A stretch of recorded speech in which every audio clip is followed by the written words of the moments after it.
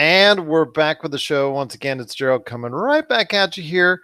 And it is going to be another great weekend in the NFL. Week 5, if you're keeping track. And who better to break down for fantasy football owners out there everything that's going on in the NFL than my good friend. He is the guru of fantasy football for the Fantasy Football Pater podcast. If you've not checked out our full episodes today, you're missing out on all the great fantasy football information. You can find it every week on the Pop Culture Cosmos channel on Podbean, Spotify, Apple Podcasts, and so many other different podcast outlets. It is my good friend, and I won't do the guru again. Only one a week. Only one. I'm trying to limit myself to one guru a week. It is Tyler Baker. What's going on, man? Well, it's the first time I've ever been called a guru. Something like that. Before we start off, my friend, I do want to thank again Chris Lardieri of Inside Sports. He was on our most recent Fantasy Football Pater podcast. It's about 45 minutes long of nothing but great conversation. If you've not caught it today, I highly recommend it. It's on, like I said, on our Pop Culture Cosmos channel. It's a lot of great stuff, a lot of great back and forth on what's going on in the NFL. Hope to get him on again real soon. And like I said, actually what he said, he is just very happy about the New England running back situation now that he got to pick up Sonny Michel. Yes, I did too in a league, actually in a couple leagues. I have him on my Dynasty League, and I'm super excited about that. Yeah, it was great having Chris on. Chris is a really smart guy, really knows the game of football, and it was really fun talking with him. Yes, it was, and we're looking forward to more conversations with him down the road. But it is week 5 coming up in the NFL. A lot of good matchups I want to talk to you about, but the first thing I want to throw at you is kind of like a curveball because it's a team we've actually, I'm not going to beat around the bush, my friend. We've ignored them. We've virtually ignored them. Only a couple mentions over the first few weeks, and I apologize to everybody in the Ohio area that are big fans of the Cincinnati Bengals because they are deserving of attention. No, do they have the greatest record? No, not per se. But they do have a lot of fantasy football prospects, people that you should put on your team, players that you should have starting. What do you need to look forward to when you're looking at Cincinnati as far as from a fantasy football perspective? Not only Andy Dalton, AJ Green, Giovanni Bernard, and are there any other players out there that you want to make sure that you focus on them and being part of your fantasy football team? Yeah, the Bengals are playing well this year. They are 3-1. That's a pretty good record. The AFC North is pretty competitive this year. Andy Dalton has been playing really well. Remember last year, they came into the season and had some really big offensive line problems. It seems like they've worked on it in the offseason. The line is giving Andy Dalton time. Unfortunately, Tyler Eifert is out for the year. He had an absolute gruesome break on his ankle. Tyler Kroft and CJ Uzmanzada are like the next tight ends up. But I think the biggest beneficiary is going to be Tyler Boyd. And Tyler Boyd has shown that Andy Dalton trusts him. And while Boyd is not the most athletic, physically gifted receiver, he just plays really smart. He puts himself in good positions. He has a good rapport with Andy Dalton. And while AJ Green is going to take a lot of attention from the defensive backs, I think you're going to see Tyler Boyd work the middle of the field more. So that passing offense is very potent. Now, Joe Mixon has been out for a couple of weeks. He is going to come back this week. And it looks like that Giovanni Bernard, he hasn't been practicing this week. So I would expect that Joe Mixon is going to come back this week and step into a full workload. So you think Joe Mixon is going to be the key down the road for the next few games until Giovanni Bernard comes back, where it goes into kind of like a split backfield situation again, even though Joe Mixon would normally be getting the majority or the bulk of the carries. I think Joe Mixon moving forward is going to be the guy there. Giovanni Bernard will have a role, but Mixon is just a better runner, especially between the tackles. He's runs with more power. He can do all the things that Gio can do, just bigger, better, faster, in my opinion. Once again, it is Tyler Baker from the Fantasy Football Patriot podcast. You got to check out his episodes that he has on the air today on our Pop Culture Cosmos channel on various podcast outlets. Another great game I was talking to you about just before we went on the air was going to be in Philadelphia between two teams that are very good still, but I don't think they're as really dominant as they were this time last year from both a record-wise, playing-wise, and fantasy football-wise, stat-wise perspective. So tell me a little bit more about your thoughts on Minnesota and Philadelphia.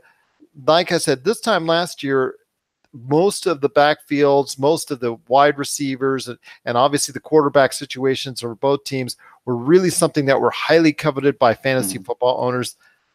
Let's fast forward to a year later. What is it now like for the situations for both Minnesota and Philadelphia? Well, with Philadelphia, they're still developing. Remember, they started the season without two of their biggest weapons, Carson Wentz, Alshon Jeffrey. They're back now. That backfield, Jay Ajayi's got this back issue, and I don't really have a super strong opinion on how that's going to affect him moving forward. He's always had health problems, whether it was no cartilage in his knee or, there was always something, and he's managed to play through it. He said it's a pain tolerance thing, but it's a back fracture, and maybe that sounds worse than it is.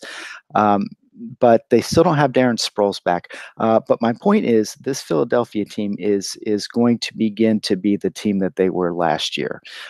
They've got their key pieces on offense back, and I think in the next couple of weeks they're gonna gel, put it all together, and you sprinkle in some healthy Darren Sproles once he gets back, and we're gonna see that offense that we saw last year. Now in Minnesota, it's just a different team. We saw the Bills just give them an absolute whooping a couple weeks ago. There's still a lot of fantasy value in this team, so they might be 1-2-1, but there's still a lot of fantasy value. And when they get Dalvin Cook back, and he is questionable for this weekend, he's one of those guys where I don't know yet if he's going to play or not. But once they get a healthy Dalvin Cook, that offense just has so many weapons, and it's going to come down to Kirk Cousins. And what we saw in that Buffalo game is what I've seen as a Redskins fan for years, is that Kirk Cousins is kind of a momentum player. So if things aren't going good, Kirk Cousins is not really the guy that's going to bring them out of it. But if things are going great, he can perform marvelously. And I've noticed with Kirk Cousins over the years that sometimes in key points in games, he just kind of mentally breaks down some. So I know Minnesota fans are hoping that he's outgrowing that and that he's getting better than that. He's still kind of a young quarterback. But this is still a very, very potent team. And as far as fantasy, there's a lot of fantasy value. I mean, if you have Adam Thielen, you got him third, fourth round, you're super happy with him. He's been putting up great numbers. Stephon Diggs, and as terrible as the tight end landscape has been, Kyle Rudolph has been pretty solid this year. So there's still a lot of fantasy value on this Minnesota team. And if you have one of those starters, Dalvin Cook, either one of the receivers, Kyle Rudolph, you feel comfortable playing them every week. One of the things I also wanted to get in touch with you, and I know we also talked about this before we went on the air as well, and that was the matchup for fantasy football owners that are also keeping an eye on, and that's going to be in Pittsburgh as the Atlanta Falcons go ahead and go into Pittsburgh to face off against, like Minnesota, a team that's not lived up to expectations so far in the Pittsburgh Steelers. Yeah, well, it's only week 5, so I don't want to put too much into it, but both of these teams have one win. So whoever loses this game in week 5 is all but done for the playoffs. And of course they can still turn it around, but it's week 5 and you have one win. You need a win. So I would expect both of these teams to just lay it on the line. I think this is going to be a high scoring game. Atlanta's defense is just racked with injuries on all levels. Pittsburgh's defense has not been playing well, and both of these offenses are super potent. It looks like Devonta Freeman is going to play this week, so Freeman owners will be glad to get him back. But honestly, if you have anybody on any of these teams, play him. Vance McDonald is a stud. If you've got Jesse James, you're a little bit concerned. They want to throw the ball to McDonald. Vance McDonald, the tight end there. When he gets the ball, good things happen. But pretty much, if you have anybody on any of these teams, you're going to be playing them this weekend.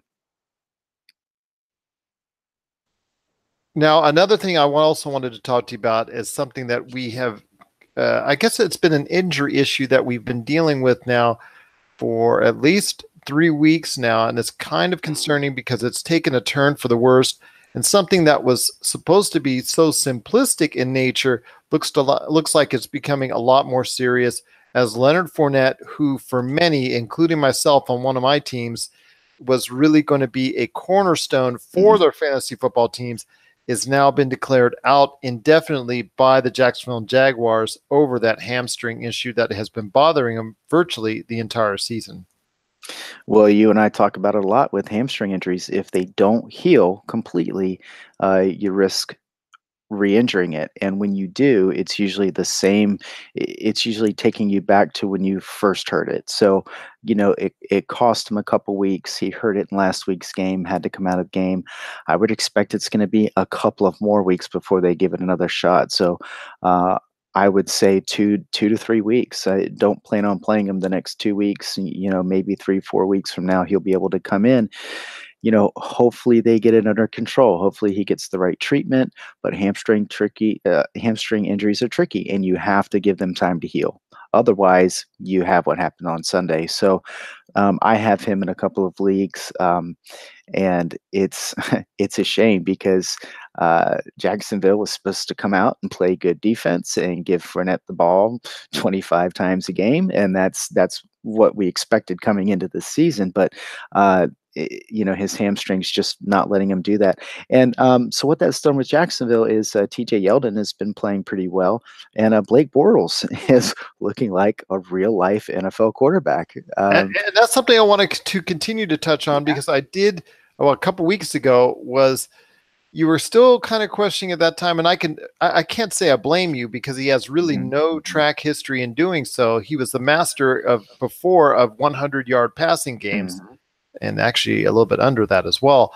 But this season, with the injuries to Leonard Fournette, it seems like there's now a higher reliance on Blake Bortles and that Jacksonville passing game. It looks like so far it's been actually very good for Jacksonville so far, as it has turned out. It has, and I have to give it to Blake Bortles. I don't mind being wrong, and I try not to hold to my opinions too tightly, because the NFL is going to do what the NFL is going to do. But what we've seen in the past is Blake Bortles just not being a good quarterback, and what he's been able to do this season when they've called on him, he's stepped up, and he's got some really exciting young talent there. Dede Westbrook, Keenan Cole, these guys are exciting players, and Blake Bortles is getting the ball down the field, and where in the past they would lean more on the running game. They don't have that, and I got to give it to Blake Bortles. He's looking good. Now, do I want to start him on my fantasy team? No. No. Maybe in a really good matchup, and certainly he's a candidate, for some DFS lineups. But I can't see playing Blake Bortles. I like his weapons, but from week to week, who's it going to be? Westbrook, Cole, Moncrief. That I really don't feel like I have an answer for that. I would say it's between Dede Westbrook and Cole. Those are some pointed words indeed from our good friend Tyler Baker of the Fantasy Football Pater podcast. Again, we have new full episodes each week on the Pop Culture Cosmos channel, available now on Spotify, Apple Podcasts, and also many other podcast outlets. Any last thoughts on the way out? It looks like it's going to be a pretty good week. Week 5. I see a lot of good matchups out there, including the Raiders coming into your favorite arena, your favorite stadium in Carson to meet the Los Angeles Chargers, where that will be like an extended home game for the Oakland Raiders on that one again, as we've discussed before. You've also got, I think, an underrated fantasy football game where there's going to be a lot of points scored. To me, is Green Bay at Detroit. I think there's going to be a lot of points scored there as well. Is there any other thing that you're seeing as far as trends are concerned in fantasy football? Any other key injuries, key moves people may need to make, any waiver wire pickups, or anything else anyone needs to know before heading into week 5 in the NFL? Well, Green Bay has certainly got some concerns. Geronimo Allison looks like he's not going to play. Randall Cobb is not going to play. So they have Devontae Adams, who is questionable. Also, he hurt his calf in practice on Wednesday and didn't practice on Thursday. So that's pretty concerning. So behind that, they have a trio of rookie wide receivers. So while Aaron Rodgers is getting healthy, it'll be interesting because Detroit's offense certainly has the ability to put up points. There's a couple good divisional matchups this week. You mentioned Oakland having a home game in LA. That'll be good. The Rams will go to Seattle. That's a good one. In Arizona, you're really hoping that they've understood that they have to give David Johnson the ball. So against San Francisco, I hope to see David Johnson come out this week and be the David Johnson that you drafted in the first round. That would certainly make fantasy footballers happy. Also, my Washington Redskins travel to New Orleans on Monday night, and I know I'm going to be really excited to see that. There's going to be some points scored there because in the Superdome, you're definitely going to see a lot of action there, I think, with New Orleans offense. And now that Mark Ingram is back, although Alvin Kamara is going to still be the main back for the New Orleans Saints, they're going to get a fresh body thrown in there in the form of Mark Ingram that could provide a different sort of dynamic for that already potent New Orleans offense. Yeah, you might see them go a little bit more conservative, a little bit more running, but Mark Ingram can catch the ball out of the backfield. So there's still going to be plenty of fantasy numbers here, and Washington fresh coming off of a bye. Washington's going to need to show that they can put points up. That even though they have a very mediocre receiving core, they're going to have to prove that they can score points because they're going to have to against New Orleans. I would expect to see quite a bit of Chris Thompson, and Jamison Crowder's been kind of quiet this year. I think it's about time for him to have a breakout game. Once again, those are some pointed words from our good friend Tyler Baker at the Fantasy Football Pater podcast. You got to check out our full episodes today on Podbean, Apple Podcasts, Spotify, and so many other podcast outlets. Tyler, it looks like it's going to be another fantastic weekend in the NFL. Can't wait to experience it. Can't wait to watch all the games. Yeah. Just so glad, again, to hear your knowledge. And if anyone has any questions out there for their league, for their team, if they need to do a trade, if they're thinking about doing a waiver wire pickup, where do they need to go and who do they need to talk to when it comes to fantasy football? You can go to Facebook, go to the search bar and type in Fantasy Football Pater Podcast, and you will see our group. You can join the group and you can take a screenshot of your team, a screenshot of the waiver wire. You can ask start-sit questions. Do I play this guy or this guy? It's a really good way to get tailored advice for your team. You can also, I know in the past you've also said you're also. If people want to go ahead and send it discreetly, it can always be DM'd as well, direct messaging, Or if you need to, you can also email it through us at popculturecosmos@yahoo.com. Yeah, I get a lot of direct messages because it's, some of the people in the group are playing against other people in the group, and so they want to kind of keep it quiet. So you don't have to post it on the feed there. You can always just send a message. Yeah. Well, I'm hiding all my transactions from you because I am playing you in one of the groups that is out there. So definitely trying to keep that on the down low for that one. But my other one, hey, actually undefeated so far. So we'll have to wait and see. Hey, right on. Hey, I might know something after all. Just something, not too much. You keep good company. There you go. There you go. My friend, it's always great to have you on the show, part of the PCC multiverse, and of course, right here on the Pop Culture Cosmos, part of the Fantasy Football Pay Dirt podcast.